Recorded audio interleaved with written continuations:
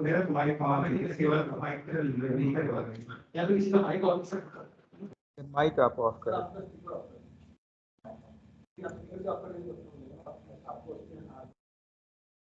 मैं speaker of कर दी लेकिन आपको फिर रिकॉर्डिंग भी कुछ सुनाई देगी।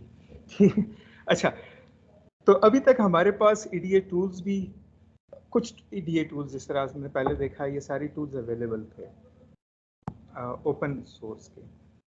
आरटीएल डिज़ाइन भी उसमें हो जाती है। प्रॉब्लम वॉज कि हमारे पास पीडीके डेटा नहीं था। अच्छा, पीडीके डेटा था हमारे पास, पीडीके डेटा मतलब ये अवेलेबल था, ओपन सोर्स अवेलेबल था। उसमें प्रॉब्लम क्या थी? प्रॉब्लम ये थी कि वो फाउंड्री सपोर्टेड नहीं था। सो आई कैन नॉट फैब्रिक, मैं उसको ठीक है समझने के पर्सपेक्ट से मैं उसको देख सकता हूँ, ठीक है ना, उसको मैं कर सकता हूँ कि मैं अपने कॉन्सेप्ट क्लियर कर दूँ। लेकिन प्रॉब्लम ये थी कि मैं उसका कोई आईसी नहीं डिज़ाइन कर सकता था, और ये एकेडमिकली मतलब ठीक है समझने के लिए ठीक था, लेकिन कमर्शियली मैं उसको यूज़ नहीं कर सकता था। अब हुआ ये कि स्काई वाटर और गूगल ने मिलकर अब एक 130 नैनोमीटर का पीडीके जो है वो ओपन सोर्स कर दिया। अब वो जब हमारे पास वो पीडीके आया है तो उसका फ़ायदा क्या हुआ? उसका फ़ायदा ये हुआ है कि अब हम आईसी को भी फैब्रिकेट कर सकते हैं। अच्छा, उन्होंने एक स्टेप और भी किया है, उन्होंने कुछ शटल प्रोग्राम भी लॉन्च कर दिए हैं। वो ऐसे प्रोग्राम है जिसमें आप जाकर compete करते हो, और इन केस आपका डिज़ाइन जो है अप्रूव होता है तो आपको वो फैब्रिकेट करके भी दे सकता है। सो मेरे ख्याल में 2 हो गए, 2 रहते हैं इस तरह, या तीसरा भी चल रहा है और एक रहता है इस तरह करके। अब मुझे एग्जैक्ट याद नहीं है, लेकिन ये कि स्टिल आपके पास अभी भी चांस है अगर आप इन केस वो करना चाहते हैं। एक तो अभी भी 31 उसकी लास्ट डेट है। अच्छा, पीडीकेज में होता क्या है? पीडीकेज में ये होता है ना कि हमारे पास जितने भी प्रोसेस डिज़ाइन टूल किट में, इसमें हमारे पास तमाम इंफॉर्मेशन होती है स्टैंडर्ड सेल्स की, ठीक है, मेटल लेयर्स की और इन सारों की, ठीक है ना। ये हमें चाहिए अगर हम ऐसे डिज़ाइन करना चाहते हैं। So we had 88 tool RTL design भी हम कर सकते थे, पीडीके अवेलेबल नहीं था, अब ये भी अवेलेबल हो गया 2020 से। सो अब एक अपॉर्चुनिटी है कि हम यहाँ पर उसको फ्री यूज़ कर सकते हैं।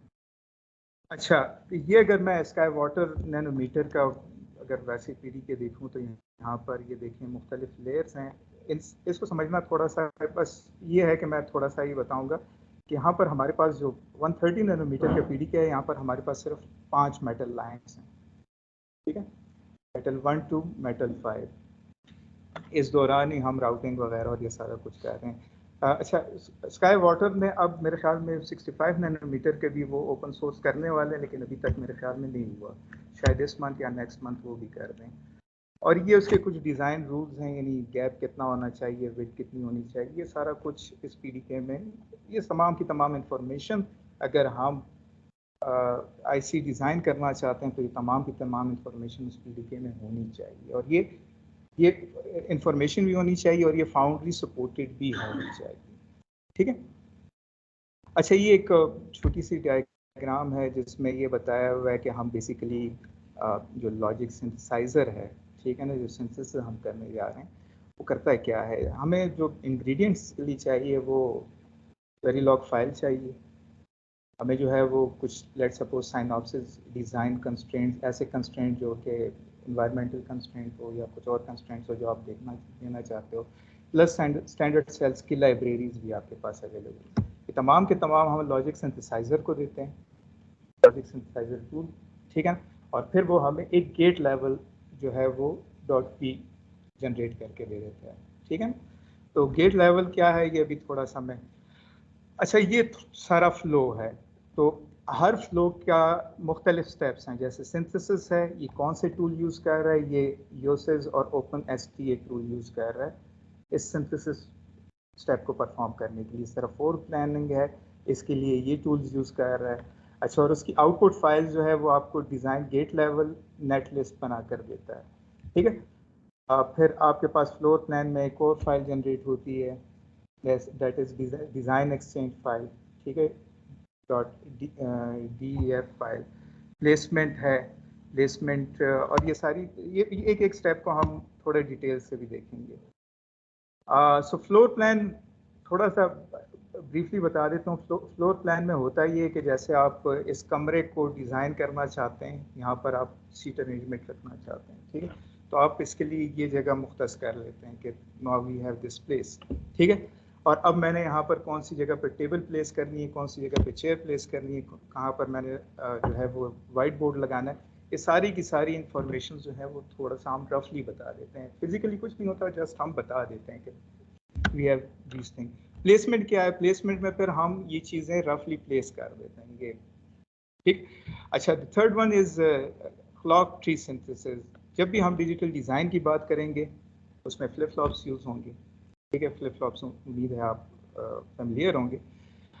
अच्छा, वो फ्लिप फ्लॉप्स में फिर ये होगा कि उसके लिए हमें क्लॉक चाहिए। क्लॉक इज़ जस्ट लाइक आपकी ये वायरिंग है। अब आपने हर एक टेबल को अगर लेट्स सपोज दो देना,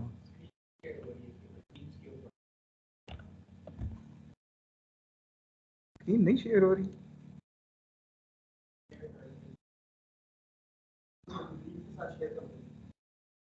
ये तभी मैंने शेयर की,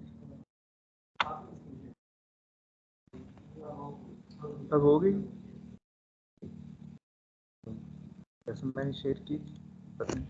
अच्छा, खैर एनी हाउ, तो क्लॉक ट्री सिंथेसिस से ये होता है कि हमने तमाम जो वहाँ पर फ्लिप फ्लॉप्स होते हैं, ठीक है ना, जितने भी जहाँ जहाँ पर भी क्लॉक की ज़रूरत होती है हमने क्लॉक वहाँ तक पहुँचानी है, ठीक है। अच्छा, यहाँ पर फिर ये है कि राउटिंग राउटिंग मीन्स कि मैंने एक कंपोनेंट यहाँ पर रखा है, कंपोनेंट को अब उन दोनों को कनेक्ट करना है, कैसे कनेक्ट करना है, ये सारा कुछ राउटिंग मेथड्स के थ्रू हम कनेक्ट कर रहे हैं।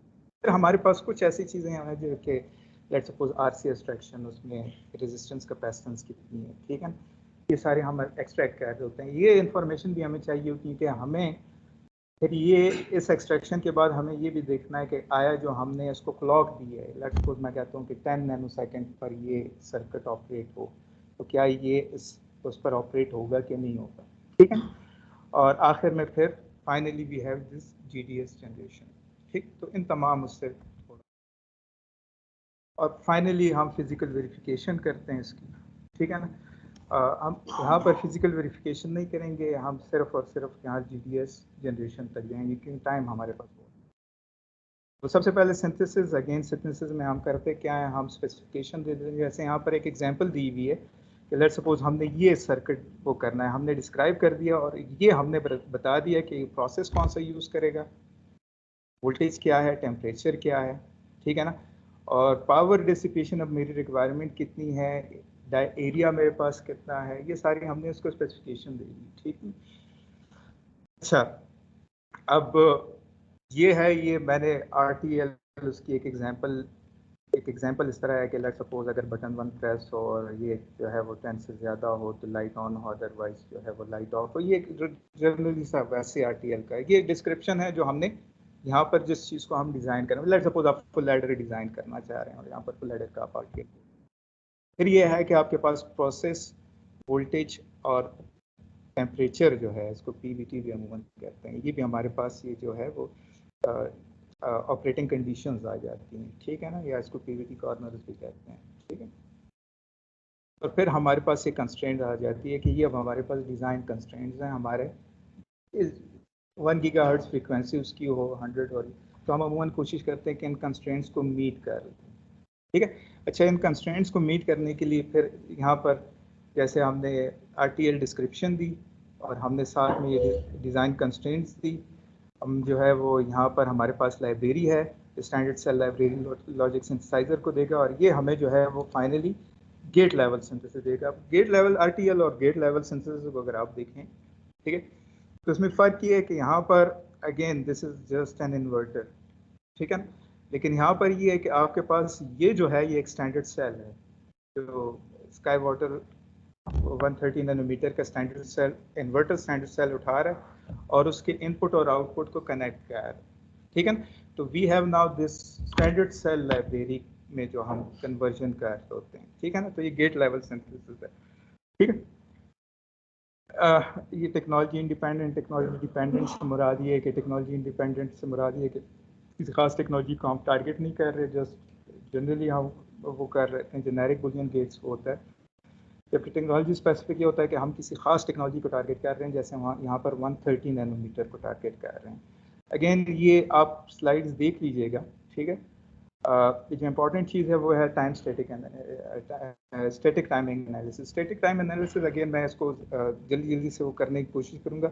दो चीज़ें हमारे लिए इंपॉर्टेंट है, एक सेटअप टाइम, एक होल्ड टाइम। सेटअप टाइम से मुराद ये है कि लेट्स सपोज क्लॉक आ रही है, इससे पहले भी हमारे पास इनपुट स्टेबल होना चाहिए, इसके बाद भी हमारे पास इनपुट स्टेबल होना चाहिए, ठीक है ना, अगर हमको चेंज करना चाहते हैं, जिसको हम टी सेटअप और टी होल्ड टाइम कहते हैं। अमूमन ये होता है कि हम जब कोई क्लॉक स्पेसिफाई कर देते हैं कि ये सर्किट जो है वो 10 नैनोमीटर पे जो है वो इसने ऑपरेट करना है। कभी कभार ये होता है कि हमारे जो सर्किट का डिले होता है वो इतना ज़्यादा होता है कि वो उस टाइमिंग को मीट नहीं कर पाता। तो हमने ये चीज़ देखनी है कि हमारे कहीं पर टाइमिंग वॉल्यूशन तो नहीं होती। मैं अमूमन एक ये अच्छा, ये स्टेप्स हैं, ये बेसिकली पास का बता रहा है कि हमारे पास बेसिकली पास कौन कौन से हो सकते हैं। From input to flip flops हो सकते हैं, from flip flop clock to second flip flop हो सकते हैं, इनपुट टू आउटपुट भी हो सकते हैं अगर आपके पास प्योर कम्बिनेशनल लॉजिक हो, ठीक है ना। ये हमारे पास डिफरेंट, सो एसटीए करता क्या है, हर एक ये जो हमारे पास ये पाथ्स को डिवाइड कर देता है और हर एक पाथ के वो टाइमिंग फाइंड करता है और फिर चेक करता है कि क्या जो हमने क्लॉक दी है, ठीक है, क्या उसको मीट करता है कि नहीं करता, ठीक है। तो अगेन मैं इसको जल्दी से, यहाँ पर हमारे पास दो इम्पॉर्टेंट वो है कि रिक्वायर्ड टाइम, वो टाइम जो हम रिक्वायर्ड चाहते हैं, हम चाहते हैं 1 गीगाहर्ट्ज़ जिस तरह हमने दिया था, ये हमारा रिक्वायर्ड टाइम है। अराइवल टाइम क्या है? अराइवल टाइम ये है कि वो कितने टाइम में अराइव करता है, क्या उस, लेट सपोज मैं यहाँ पर एक आपसे कहूँ कि आपने दौड़ कर जाना है वहाँ पर 10 सेकेंड में। अब अगर आप 9 सेकेंड्स में पहुँचते हैं दैट इज़ गुड, लेकिन अब अगर आप 11 सेकेंड में पहुँचते हैं तो दैट इज़ बैड। हम इसको नेगेटिव स्लैक कहते हैं। अगर आप पहले पहुँचते हैं 9 सेकेंड्स में पहुँचते हैं तो ये हमारे पास पॉजिटिव स्लैक आ गया, और हम जब नेगेटिव जाते हैं यानी 1 सेकेंड के डिले से जाते हैं तो हम उसको नेगेटिव स्लैक कहते हैं। कोशिश ये होती है हमारी कि हम जब भी सर्किट को डिज़ाइन करते हैं हम नेगेटिव स्लैक को ज़ीरो करते हैं, दैट इज़ इम्पॉर्टेंट। सिर्फ हम यहाँ पर हमारे लिए फ़िलहाल ये जानना ज़रूरी है कि हमारा नेगेटिव स्लैक कोई नहीं है। एक ये पॉइंट हमने देखना है, और स्लैक हम अमूमन इस तरह फाइंड करते हैं। क्रिटिकल पाथ वो पाथ होता है जिसका आपके स्मॉलेस्ट स्लैक जहाँ पर आ रहा हो वो हमारा क्रिटिकल पाथ होता है। ये कुछ एग्जांपल बताई है कि गुड कौन सा है, बैड कौन सा है, ठीक है ना। गुड ये है कि यहाँ पर ये हमारे पास लेट सेटअप टाइम है, तो सेटअप टाइम से पहले अगर हमारे पास इनपुट स्टेबल हो रहे हैं तो दैट इज़ गुड। लेकिन ये कि अगर सेटअप टाइम के बाद हो रहा है, ठीक है ना, ये सेटअप टाइम हमें चाहिए, इसके बाद आ रहा है तो दैट इज़ बैड, ठीक है। अमूमन हम इस तरह फिर सिंथेसिस और फ्लोर प्लान में इकट्ठे करूँगा। फ्लोर प्लान में जिस तरह मैंने आपको बताया कि यहाँ पर हम डाई एरिया और कोर एरिया का थोड़ा बता देता हूँ। सो डाई एरिया से मुराद ये है कि हमारा जो चिप है, ठीक है ना, उसका एरिया कितना हमें चाहिए इम्प्लीमेंट दिस सर्किट, ठीक है। कोर एरिया से मुराद तो हमारा ये वाला एरिया है, ये कोर एरिया। यहाँ पर हमारे पास जितने भी स्टैंडर्ड सेल्स होंगे वो यहाँ पर प्लेस होंगे। फिर हमें कुछ एक्स्ट्रा एरिया चाहिए होता है जिसको हम आयो पैड्स कहते हैं। ये पैड्स के लिए यानी ये वो एरिया है जहाँ पर आप इस सर्किट को, यहाँ पर जो आपने सर्किट इम्प्लीमेंट किया, जो भी इम्प्लीमेंट किए, आप इसको आउटर वर्ल्ड के साथ कनेक्ट कर रहे हो। तो आउटर वर्ल्ड के साथ कनेक्ट करने के लिए आपको पैडिंग चाहिए, ठीक है, तो आपने यहाँ पर पैड्स वो करना है। तो हमें फ्लोर प्लानिंग में ज़रूरी इंपॉर्टेंट चीज़ ये वो करनी है कि आप हमारा एरिया वायलेट ना हो। फॉर एग्जांपल मैं यहाँ पर 20 टेबल रखना चाह रहा हूँ और यहाँ पर 16 की जगह हो, मैं 20 टेबल यहाँ पर नहीं रख सकता। एग्जैक्टली हमने यहाँ पर ये चीज़ भी देखना है कि हमारे पास ये चीज़ जो है ये भी मीट कर जाए।